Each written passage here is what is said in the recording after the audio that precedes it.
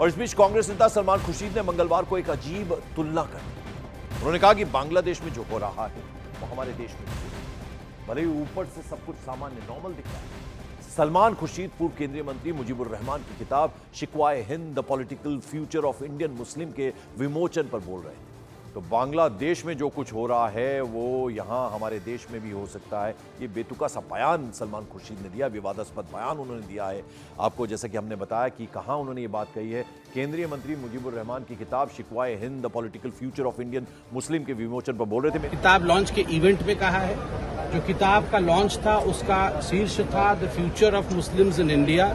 शिकवाए हिंद मुजीबुर रहमान द्वारा लिखा हुआ ये किताब था। उसमें भारत में एक तरह से प्रोटेस्ट होंगे, भारत में आगजनी होगी, जो बांग्लादेश में हुआ है वो भारत में होगी, इसकी चेतावनी कांग्रेस पार्टी की तरफ से सलमान खुर्शीद जी ने दिया है। और कई दिग्गज जो वहां मौजूद थे, शशि थरूर से लेकर अन्य नेता भी वहां मौजूद थे, एक तरह से उनकी स्वीकृति थी, एक तरह से उन्होंने उसका समर्थन किया।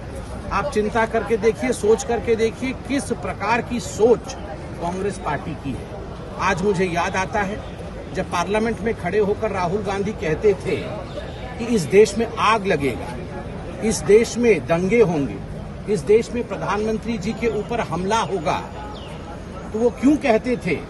और जब विदेश यात्रा में राहुल गांधी जाते थे और कई लोगों से चोरी चुपके विदेश में जाकर मिलते थे और भारत के खिलाफ वहां कह के आते थे, तो आज मालूम पड़ रहा है आखिरकार मंशा क्या थी।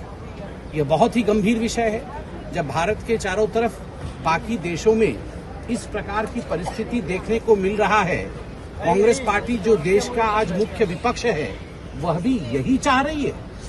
चुनाव में जीत नहीं पा रहे हैं, तो चुनाव में जीत नहीं पाने के कारण अपना खींच बैक गेट से इस प्रकार की अराजकता को फैला करके हिंदुस्तान को बर्बादी की ओर लेने की कोशिश जो कांग्रेस पार्टी की है वो आज जनता के सामने उजागर हो चुकी है।